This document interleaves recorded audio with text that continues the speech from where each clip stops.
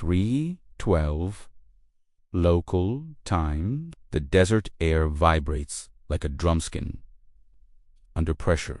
A distant siren rises, then dies like it chokes on dust. On a hill outside Bandar Abbas, a radar dish slusar left, then hardra. The operator tastes metal in his mouth, and he does not know why. In the Gulf, a destroyer's deck lights dim for half a second. The sea keeps moving, indifferent, black, and quietly violent. A petty officer grips a railing as static crawls across the intercom. The ship's screens blink, recover, then blink again. It feels like the ocean itself is trying to interrupt the signal. Above them, high and cold, a shape crosses the stars without a sound.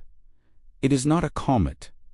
It is not a civilian airliner. It is a decision that has already been made, moving at jet speed. As the world holds its breath, where does anyone stand when the sky stops being neutral? The first mistake is not the launch. The first mistake is the assumption. Tehran believes the Americans fear escalation more than Iran fears exposure. In that instant, the old rules do not bend. They snap, and the break echoes across every grid and shoreline. Iran's new air defense network is not one system. It is a quilt of old radars, mobile arrays, passive sensors, and stubborn improvisation. Trucks hide on the highway overpasses, then sprint into valleys. Fiber lines run through culverts and irrigation channels. Operators practice moving in the dark because the dark is now a weapon. They build their confidence on silence and geography. Mountains create blind spots, and blind spots become sanctuaries. The planners point at maps and say corridors like the word guarantees safety. Every war room loves a corridor. Every corridor becomes a trap. When someone else owns this sky, the Americans do not come as one spear. They come as layered pressure, spaced by minutes and altitude. Satellites watch, then look away on schedule. Drones hover at the edge of coverage like patient insects. The strike package does not announce itself because warning is a gift. On Iranian screens, the sky appears normal for 7 more minutes. Air traffic lines draw their ordinary routes, and coastal radars return their ordinary clutter. The technicians drink tea and argue about calibration drift. Nothing looks like an attack until the attack reaches out and touches them. The catalyst is a double strike, physical and digital, timed to the second. A cyber payload rides a maintenance update into a regional command node. It does not crash systems like a movie, it just changes priorities, labels, and thresholds. Alarms still work, but they bark at the wrong shadows. At the same moment, a small missile hits a relay station in the Zagros foothills. It is not glamorous. It is not a headline. It is a concrete building with 2 antennas and a generator. When it dies, 3 provinces lose. Clean data, and they do not know it yet. The public hears none of this. Tehran streets still glow with neon and brake lights. The late cafes still serve sweetness and smoke. People scroll rumors, then dismiss them as bait. The government prefers them calm because calm is easier to manage than truth. Inside a secure bunker, officers stare at a map that begins to lie. Contact tracks drift by kilometers, then snap back. A friendly transponder briefly shows as hostile, then corrects itself. It feels like the room is haunted by bad math. Denial becomes the first reflex, because admitting compromise means admitting helplessness. Across the water, a U.S. operations center watches Iranian air defenses behave strangely. Emissions spike, then go quiet, then spike again. That pattern screams uncertainty, and uncertainty is dangerous. American doctrine treats uncertainty like smoke in a hallway. You do not wait to see flames. Iran's leadership believes it has found a way to challenge stealth. They place infrared search systems on ridgelines and they network civilian cameras to watch the horizon. They train pilots to use heat, not radar, to hunt. Their confidence hardens into a plan, and that plan becomes the big mistake. They choose to spring the trap early. 2 fighters lift off from a coastal base with afterburners like torches. Their intent is not victory in a dogfight. Their intent is a headline, a proof of resistance, a message to their own public. They climb fast, chasing what they cannot see. The Americans anticipate the theater because theater is predictable. An escort pair turns not to chase, but to block. A radar locks at long range, clinical and unemotional. The Iranian pilots feel their warning tones light up like insects inside their helmets. They do not see the hunters, and that makes them angry. Anger makes pilots reckless. One Iranian jet dives into coastal Klata, skimming over lights and towers. The other climbs, trying to find a clean shot with infrared. He thinks altitude gives him truth. He does not realize altitude also makes him a silhouette. A missile launches from beyond his imagination, then disappears into speed. The fighter does not explode like fireworks. It breaks apart into metal and fuel and unfinished sentences. Pieces fall into the sea, and the sea swallows them without a sound. The Iranian command center registers lost contact, and nobody says the word dead yet. That is the second mistake, and it is bigger. Iran's commanders interpret the loss as proof. The Americans are already attacking. They decide to respond fast because slow responses look weak. They authorize a retaliatory salvo against U.S. bases across the Gulf. They believe limited fire can stay limited. A row of transporter vehicles rolls out of mountain garages like beetles. Covets come off warheads with careful hands and shaking wrists. Fuel valves opened and vapor curls into the night. The crews work on training muscle memory because thinking makes you hesitate. Hesitation feels fatal when commanders are yelling. The first ballistic missiles rise from apertures cut into rock. Flame paints the valley walls orange, then the orange vanishes. The missiles climb on raw force, and the sound reaches nearby villages a few seconds late. Dogs bark at the sky. Children wake up and ask if it is thunder. Air defense batteries around Gulf bases go to full alert. Interceptor radars spin faster and hotter. Operators track arcs and calculate impact cones. The air smells like ozone and fear inside their containers. A commander whispers numbers that decide whether a dormitory exists in 10 minutes. Interceptors launch in pairs because nobody trusts single shots anymore. The sky becomes a geometry problem with lethal answers. One incoming warhead breaks up and fragments rain down like angry gravel. Another slips through, not because defenses fail, but because timing never forgives. It hits near a fuel storage area, and the blast wave shoves sand into lungs. Within minutes, footage leaks anyway. A shaky phone video shows a glow behind fences and the sound of running. The internet fills the information gap with whatever fits. Some call it a false flag. Some call it the end. Most people call their families, and the networks choke. Infrastructure begins to fail in the boring places first. ATM screens freeze mid-transaction, showing the same polite error message. Gas pumps click off and refuse to restart because authorization servers cannot reach banks. Traffic lights revert to blinking red, then go dark. A city does not collapse with one explosion. It collapses with 10,000 small refusals. Cell towers overload as everyone tries to confirm reality. Handsets show full signal and deliver nothing. Messages stack unsent like paper in a jammed printer. People stand on balconies with phones lifted toward the sky, praying for bars. The most modern tool becomes a useless rectangle in the hand. Hospitals switch to generators, and generators begin to drink fuel faster than planned. Elective surgeries stop. Elevators lock between floors, trapping strangers in stale air. Nurses carry flashlights in their pockets like old-world tools. Every beep becomes a question, and every question becomes a delay. In Tehran, officials attempt calm announcements, but the sound system crackles. The feed lags by seconds, and that lag breeds suspicion.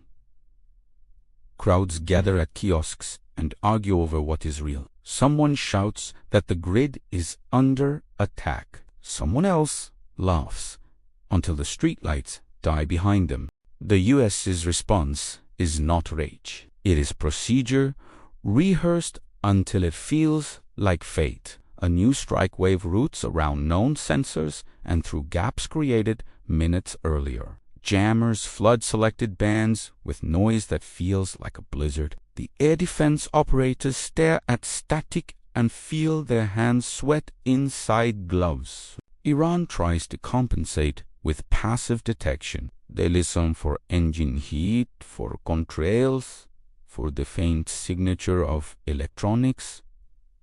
They forget that the attackers also listen. Every Iranian transmission becomes a flare in the invisible spectrum. Each second of talking paints a target on a map. A mobile radar battery in the mountains powers up for a clean look. The commander wants certainty, and certainty requires a mission. The screen stabilizes, and for a moment it shows a track. He smiles like he has caught a ghost. That smile lasts 12 seconds. A missile finds the radar because the radar announces itself. The warhead does not care about pride or speeches. It impacts near the antenna base, and metal blooms outward. The radar collapses like a broken insect leg. Operators stagger outside into thin air and realize silence is now permanent. The psychological shift happens in households, not command centers. People stop talking about politics and start talking about water. They fill bathtubs and buckets because they remember old news from other countries. They taped windows because distant blasts make glass feel like a threat. The world narrows to the size of a pantry.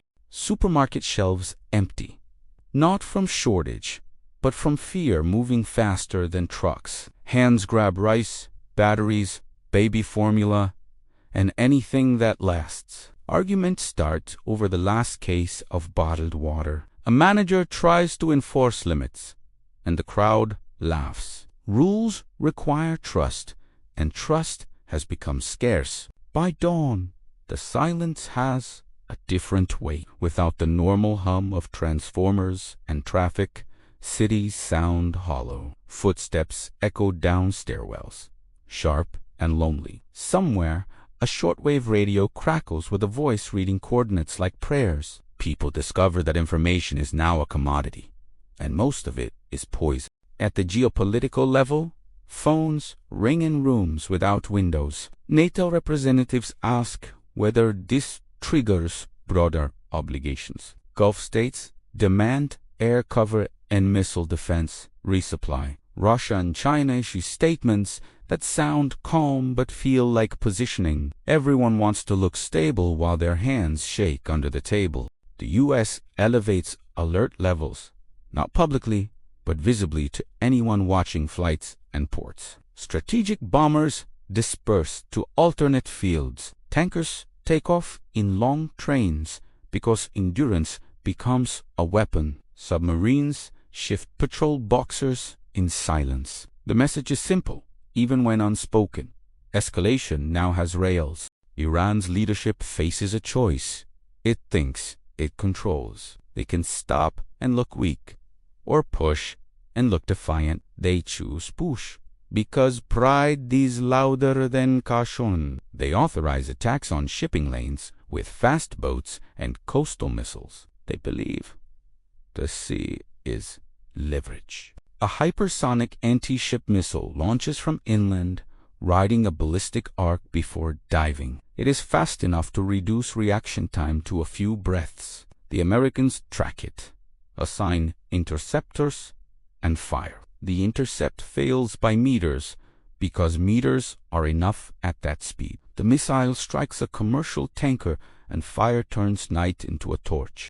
Oil burns on the water like a black mirror with flames. Smoke drifts toward coastal cities and stains the sunrise. Insurance markets seize, and shipping companies halt transit immediately. Ports become crowded with vessels, waiting for clearance that never comes. The global economy feels the hit like a bruise spreading under skin. That is Iran's third mistake, and it seals the label. The U.S. frames the strike as a threat to global trade, not a regional spot. Allies who hesitated now feel compelled. A coalition forms with paperwork and urgency, because money and fuel motivate faster than ideology. Iran realizes too late that it has widened the circle of enemies. The breakdown accelerates in predictable chains. Fuel shortages limit generator runtime, which limits water pumping, which limits sanitation. Sewage systems back up in low neighborhoods, trash collection stops, and heat makes rot aggressive. Disease does not need armies. It just needs interruption. In apartments, refrigerators warm and food spoils by afternoon. People cook everything they can, then share, then hoard. Candles appear in windows like nervous signals. Street crime spikes, not from evil but from desperation. Police respond slower because their radios suffer the same interference as everyone else. Curfews arrive announced through loudspeakers that sound like ghosts. Some obey because fear still works. Some ignore because hunger outruns fear. Checkpoints appear on major roads, manned by tired conscripts with rifles and unclear orders. A single misunderstanding becomes a gunshot, and a gunshot becomes a riot. Meanwhile, the air campaign remains coldly technical. Bunkers get mapped by seismic inference and thermal anomalies. Entrance shafts get prioritized because collapsing doors is easier than destroying depth. Penetrators fall with guidance corrections many times per second. The mountain absorbs the first hits, then begins to fracture like a stressed bone. Inside one underground complex, Iranian missile crews feel the impacts as thunder in their teeth. Dust shakes from ceilings onto consoles. Lights flicker, then return dim. A supervisor screams to keep loading, because stopping feels like surrender. The next impact seals an access tunnel, and the air grows thin. Oxygen becomes the new clock. Filters clog with dust and smoke from electrical fires. Radios fail, then return with only static. The crews realize they cannot leave the way they entered. Panic arrives late, because discipline delays it. But panic always arrives. Men pray, cough, and keep working until the air punishes them for breathing. Outside, the propaganda machine tries to narrate victory. It shows footage of launches and crowds and flags. It does not show the darkened hospitals.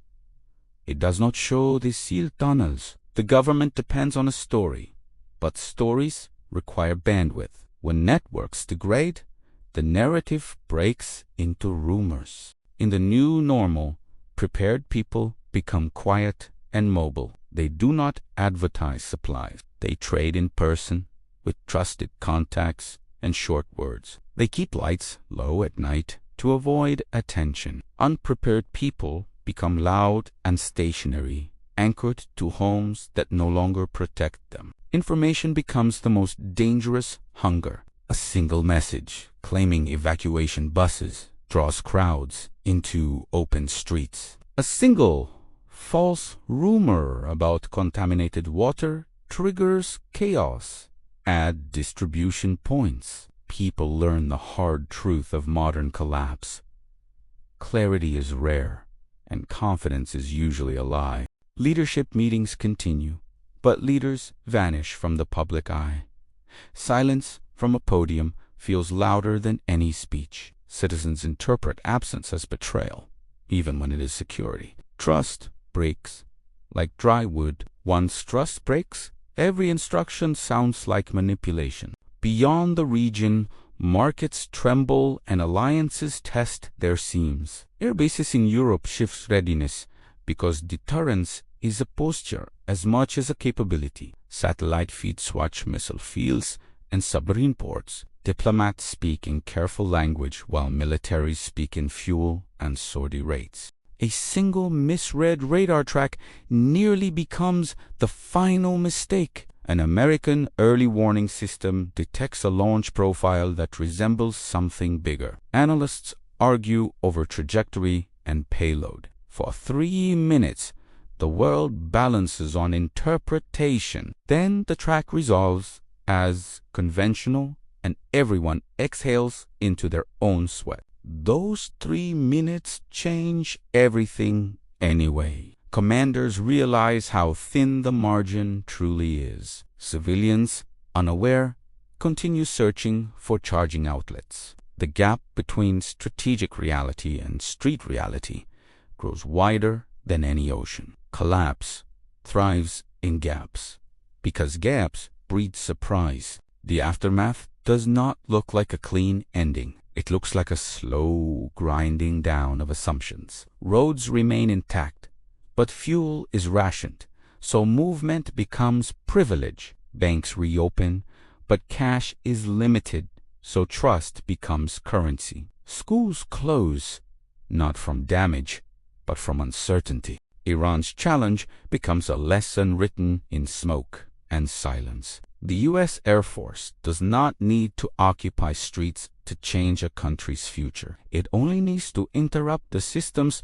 that make streets feel normal. The big mistake is believing modern life is resilient by default. In quiet rooms, people count what they have left. They count water bottles, batteries, antibiotics, and they count friends who still answer and friends who do not. They discover that comfort was never a guarantee. It was a temporary agreement between electricity, logistics, and trust. Weeks later, the sky grows busy again, but it does not feel safe. Reconstruction starts with cables and transformers because light is morale. Yet every repaired line carries memory of how quickly it died. Children flinch at sirens even when they mean nothing. Adults watch sunsets and think about fuel. The lingering truth is not about heroes or villains. It is about fragility hidden inside convenience. A nation can argue loudly, but it cannot argue with physics. Missiles fly, grids fail, and bodies need water on schedule. When schedules break, morality becomes harder to practice, and the final lesson settles like dust after an impact. Safety is never a wall. It is a chain of working parts, and chains fail at their weakest link. In the dark, the world does not end with a bang. It ends with a click, and then nothing answers back.